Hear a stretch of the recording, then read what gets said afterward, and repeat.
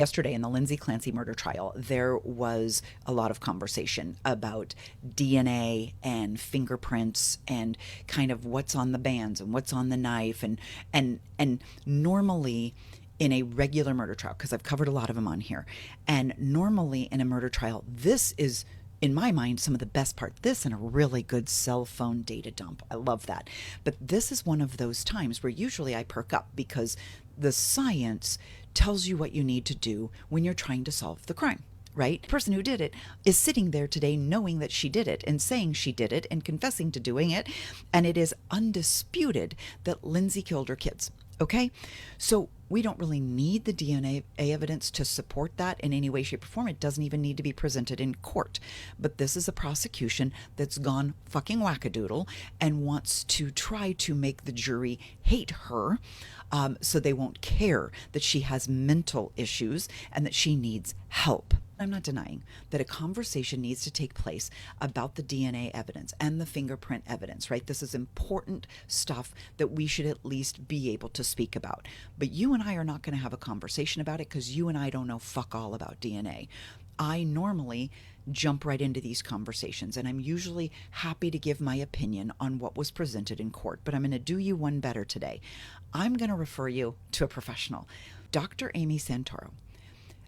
You need to go to her page. I referred her a couple of videos ago, but you need to go to her page. And what I need you to do is look at this video, because she does an entire video and she explains why DNA may be on something, why one person's DNA may be more prevalent than another person's DNA.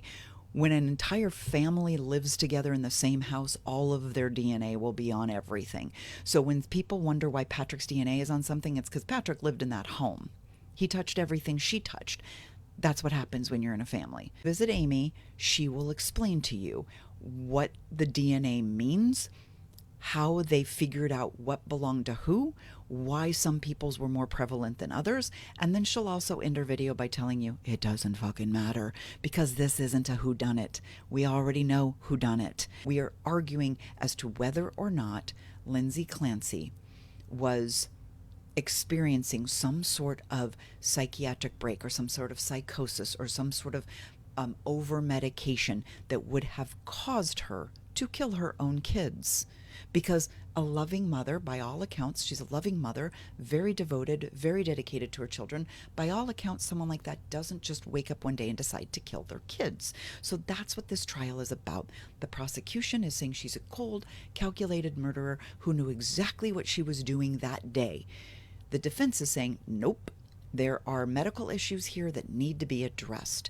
And that's what we've been talking about. So please, if you want to have the DNA conversation, I invite you to, please go visit Dr. Amy and she will tell you all about it. And I will be back to talk more about other witnesses that have been on the stand in this case.